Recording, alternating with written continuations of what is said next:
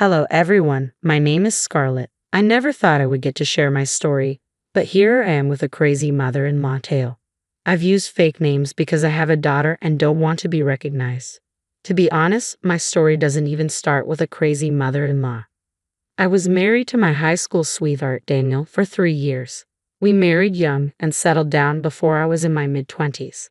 Daniel worked at his father's business, so we were already quite settled. His mother, Jenny, adored me, and along with his brother, Devin, we were one big happy family. Unfortunately, Daniel's dad had passed away when we were still in school, so he wasn't part of our family. Despite this, I had some amazing years with Daniel and his family. But tragedy struck, and I was left with a big hole in my heart.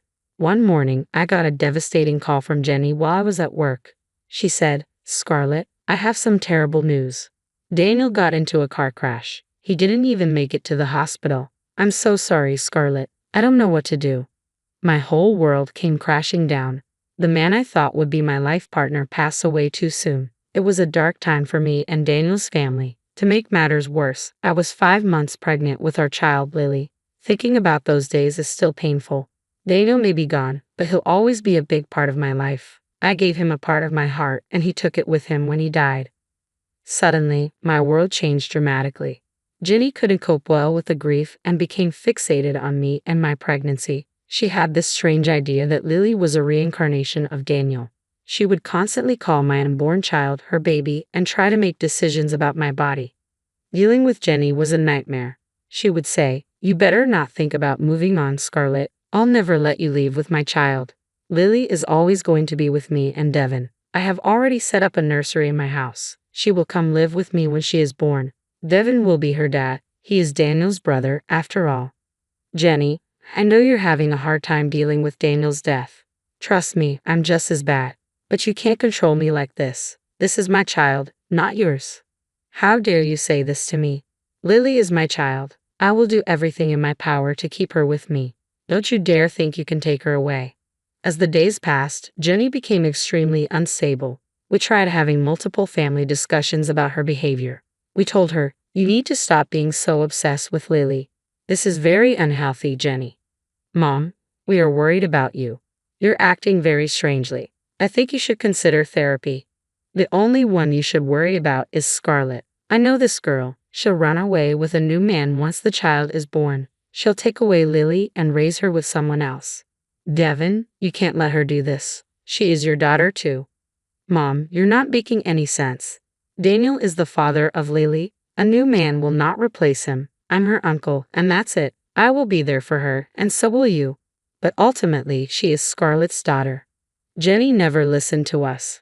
From hosting a baby shower for herself to demanding to be present in the delivery room, Jenny did a lot of things that still give me panic attacks. Devin did his best to control his mother. However, Jenny never improved. The first major trouble she caused was right after I gave birth. She came to my room and asked to hold the baby. When I handed her my daughter, she ran for the door. Luckily, Devin was outside and stopped her with some nurses. From that moment, I knew Jenny couldn't be around my daughter, so I filed a case against her and let the cops handle it. At first, I was hesitant to get a restraining order because I wanted Lily to know her grandma. So I set some boundaries and hoped for the best. But Jenny crossed every line. She tried to take my daughter away several times and even tried to convince Devin and his girlfriend to adopt Lily. They refused because they are sensible people. Jenny also didn't like the fact that I was seeing someone when Lily was 2. The last straw came when she tried to take Lily from daycare without my permission. We found out she had planned to move to a different state. I immediately confronted her in front of Devin. "What is wrong with you, Jenny? How many times do I have to tell you that you can't see my child without my permission? Even the courts are with me on this, yet you keep trying to take her away. Lily is my child, and she deserves to be with me. I'll keep her until Devin and his girlfriend get married. Then we will be a happy family. You can go have a new child with your boyfriend." "Mom, you can't say or do things like this. We have already told you that Lily belongs to Scarlett. If she marries again, Lily will have a father figure. You don't have to worry about her." "No, no, no. This is Daniel's daughter. I won't let anyone else raise her. She is mine and mine only. Scarlett is nothing but a womb. I will take my Lily away from this witch." By that point, I was completely done with Jenny. She never improved and only got worse with time. I was genuinely worried for Lily's safety, so I decided to file a restraining order against Jenny. I knew the restraining order would make her furious, so before she could cause any more damage, I moved to a different country. I took a transfer and left without telling anyone the address. Only Devin knew because he was dependable. Jenny's behavior left a lasting impression on me, and I was always paranoid that she would take my child. The first year after I moved was hell, but I got therapy and decided to get better for my daughter. I also developed a good connection with Carlos, a local resident. He was the reason I moved to the country. Carlos loved my daughter a lot, and they quickly formed a great bond, so I was sure the relationship would work out. Jenny found out about Carlos and tried to call me. "You cheating witch. I'm sure you've been cheating. I will never let you live in peace. I'll bring Lily back to me. Just wait." "Jenny, I have a restraining order against you. I don't want to do this, but you have left me no choice. If you really love Lily, you should get therapy and get better for her." "Don't tell me what to do, Scarlett. I don't need therapy. I only want my baby Lily back. One day, I will take her away from you, and then all you will do is cry." That one phone call was enough to send me into a spiral again. Carlos and my therapist had a tough time soothing my fears. My paranoia skyrocketed, and my world got dark. Somehow, I managed to deal with the situation and kept all these conversations as evidence. Thankfully, with her horrible behavior, I was able to get the restraining order renewed every time it expired. My only solace was that Jenny never knew my new address. For the next few years, things went pretty well for me. I was slowly starting to cope with my mental health problems while dealing with Jenny. I can't begin to tell you how many phone numbers I had to change. When Lily was 6, I married Carlos and began my life with him. Devin and his girlfriend, now fiancée, were invited. However, Jenny was strictly not allowed at the wedding.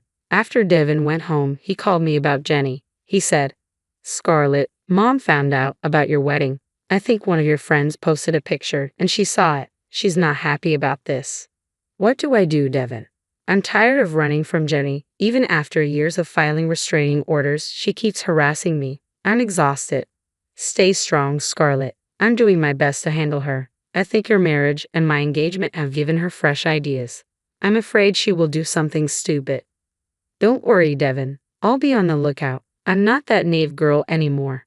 Jenny can plan as much as she wants, but I won't let her take Lily." I was determined to protect my child. I quickly ordered high-security cameras and installed them all around the house. I also briefed Lily's school and babysitter about Jenny so that she couldn't make up weird stories. Carlos was with me through it all. Years of therapy helped me deal with the situation better. While the old me would panic and become paranoid, the new me stayed calm and made plans. I prayed Jenny wouldn't pull any stunts, but I was ready to act if she did.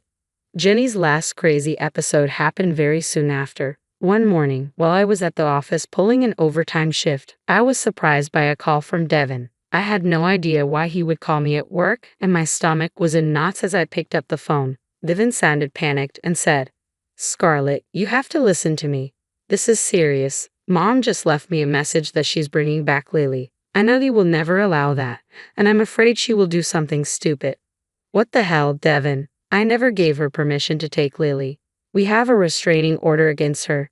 I think Mom is planning to kidnap Lily and bring her to my house. I've tried to change her mind, but I'm afraid she will run away with her if I push her too much. You need to stop her before she takes Lily." "Thank you for telling me, Devin. I have no idea why Jenny still hasn't gotten the hint. Her behavior keeps escalating. She's adamant that Lily should stay with her. Mom is still obsessed with having Lily replace Daniel as her dad, but she's being very unreasonable. I know she needs help, but she refuses to go to therapy. I'm sorry to say this, Devin, but this time I don't think I can forgive her. If she really tries to kidnap my daughter, I will be sending her to jail." Devin understood my stance and promised to be in touch in case something went wrong. Meanwhile, I started to plan a trap for Jenny. I knew that even if I left work right then, I wouldn't be able to reach home on time. So, I picked up my phone and made a call. Then I simply sat back and waited for Jenny to show up. I had a small hope that Jenny wouldn't be this crazy, but it turns out she truly was. My house has security cameras covering the entire place, so I was able to watch everything while driving back home with a friend. As I watched Lily play on the lawn, I spotted Jenny making an entrance. Jenny actually tried to take my daughter. I was enraged by her behavior. Even after everything, she wanted to ignore the court and take my child. She did it in the afternoon, knowing I wouldn't be home. However, she didn't know one thing about my life. Carlos and I had gotten married 6 months ago, and Lily's new stepfather was watching everything from inside the house. As soon as Jenny snatched up Lily, she cried out for Carlos, who immediately came and blocked the front door. Through the security camera, I saw Jenny go completely white as a ghost. My daughter fought off her arms and ran straight to Carlos. There was one thing Jenny didn't know about the new man in my life. Carlos was a police officer. To be precise, he was the sheriff of our county. Jenny took one look at him and her jaw dropped, especially because he was still in his police uniform. He had just come back from work and was spending time with my daughter before I came home. The call I made from the office was to Carlos. He picked up my daughter from school and stayed home until I got back. Jenny stupidly thought I would leave my daughter unsupervised. Instead, she found a living and breathing cop stationed at my house. I heard Carlos say, "What are you doing here, Jenny? I know you were Scarlett's mother-in-law. I'm interested to know what brings you here." "I'm here for my grandbaby. It's time she spent time with me." "Who the hell are you?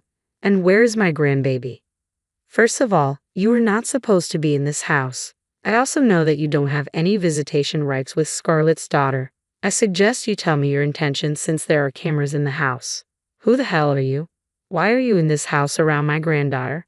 You're not supposed to be here. I won't allow an unknown man to be near my granddaughter." "I am not an unknown man. I'm her stepfather, and I have every right to be here. You are not supposed to be here since you have trespassed into my house, tried to kidnap Lily, and violated restraining orders.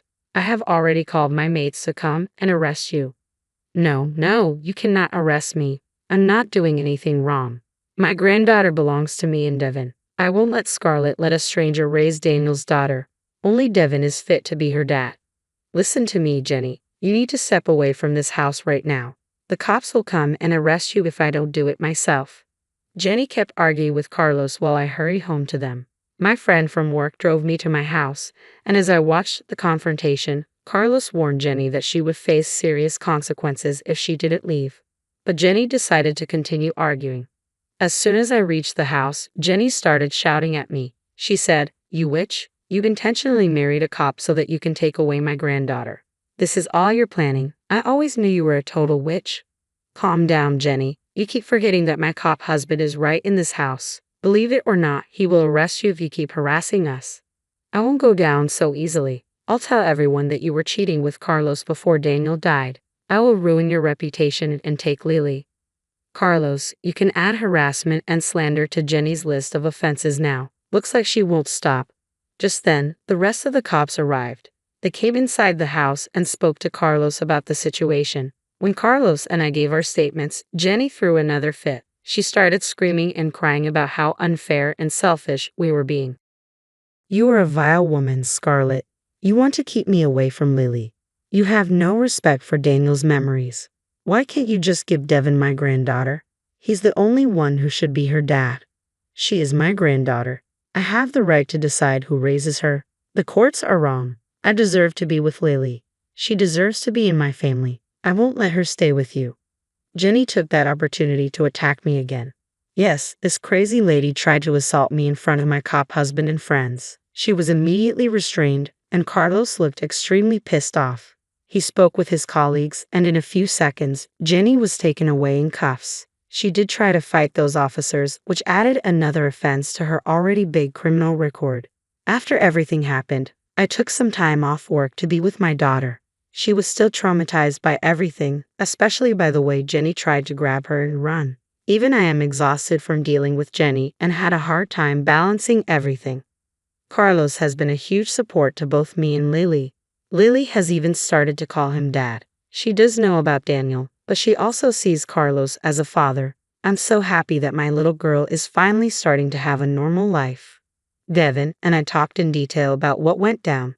He apologized for his mother's behavior multiple times. I assured him that none of this is his fault, and he shouldn't take Jenny's blame. He continues to visit us every week to spend time with Lily and my family. He has since uninvited Jenny from his wedding and is planning to go no contact with her. Speaking of Jenny, she will be spending time in jail by now. She has managed to work towards an impressive list of charges that keeps getting worse. From what Carlos has told me, she will likely face fines along with a short prison sentence. She's tried her best to turn the judge against us, but even the lawyer knows she's a lost cause. We're still waiting for the final hearing, so I can't share all the details of the court proceedings. However, it looks like me, Carlos, and Lily will finally have some peace away from my crazy ex-mother-in-law.